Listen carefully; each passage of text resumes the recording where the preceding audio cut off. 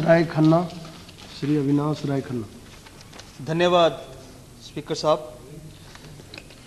आज बहुत ही गहन चर्चा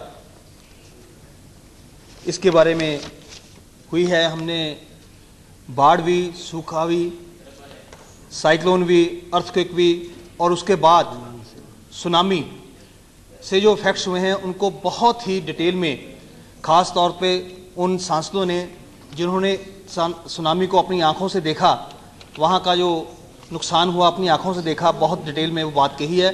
मैं उस डिटेल में जाना नहीं चाहता। सिर्फ मैं अपने क्षेत्र के बारे में एक बात करने के बाद मेरे कुछ सुझाव हैं, मैं वो आपको देना चाहूँगा। मेरा क्षेत्र है वो 3 भागों में बटा हुआ है। एक है कंडी, दूसरा है बीत और तीसरा है बेट।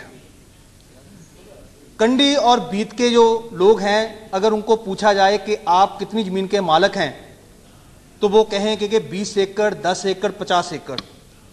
तो काम क्या करते हैं? मजदूरी। कारण कि उनकी ज़मीन को पानी नहीं लगता, बारिश ना हो तो वो बेचारे किसी की ज़मीन में काम करने जाते हैं। अगर उन लोगों की ज़मीन को पानी लग जाए तो कम से कम वो 50-50 नौकर अपने पास रख सकते हैं, जो उस एरिया की अनएम्प्लॉयमेंट की समस्या है उसको वो हल कर सकते हैं। दूसरा इलाका है बेट का।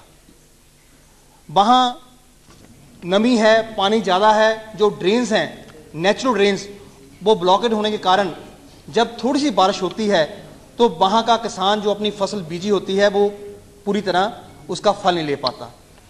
सो वो वहाँ सिर्फ एक मैनेजमेंट की प्रॉब्लम है। अगर अच्छी तरह से वहाँ जहाँ पानी की ज़रूरत है वहाँ पानी मिल जाए, जहाँ पानी की ज़रूरत नहीं है वहाँ से पानी निकाल दिया जाए, तो पंजाब के उस हिस्से में हम बाढ़, सुखाड़ दोनों से बचाव कर सकते हैं।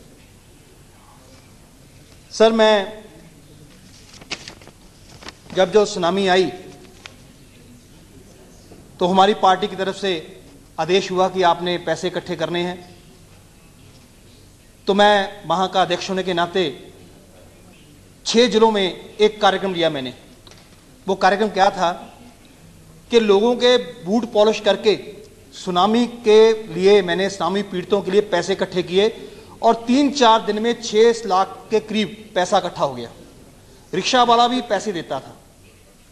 थोड़ा सा पीछे जाएं, जब नेताजी सुभाष चंद्र बोस ने देशवासियों से आह्वान किया था कि आप मुझे खून दो, मैं तुम्हें आज़ादी दूंगा, तो बहुत से देशवासी जो थे वो INA में शामिल हो गए और उन्हें देश की आज़ादी की लड़ाई लड़ी। देश आज़ाद हुआ तो यहाँ अन्न की कमी आई, तो श्री लाल बहादुर शास्त्री जी ने एक आह्वान किया कि देश में अन्न की कमी है तो हमें एक टाइम का खाना छोड़ देना चाहिए। तो मैंने आज भी कई लोग देखे हैं जो उस समय की बात बताते हैं कि हमने खाना छोड़ दिया, यहाँ तक कि ढाबे और होटल भी वो भी बंद होते रहे। सो इस देश में इतनी कैपेसिटी है। अभी सुनामी आई तो हमारी सरकार ने फॉरेन से एड लेना मना कर दिया। कारण क्या? हमें विश्वास था कि हमारे देश के लोग जो ये विपदा आई है इसमें इकट्ठे होकर उसकी पूरी मदद करेंगे। तो मैं माननीय गृह मंत्री से निवेदन करूंगा कि मेरा एक सुझाव है कि आप डिजास्टर मैनेजमेंट अथॉरिटी बनाने जा रहे हैं। सो बार बार हर स्टेट ने पैसा मांगा है कि जब ये अथॉरिटी बने तो हमारा ध्यान रखा जाए, तो ये पैसा आएगा कहां से? तो सर, मेरे पास एक सुझाव है, क्योंकि charity begins from the home. मैं आप चाहूंगा कि जितने भी सांसद हैं कम से कम ये परमानेंटली अपनी सैलरी में से जो भी उनकी इच्छा है वो उस फंड में दान दें।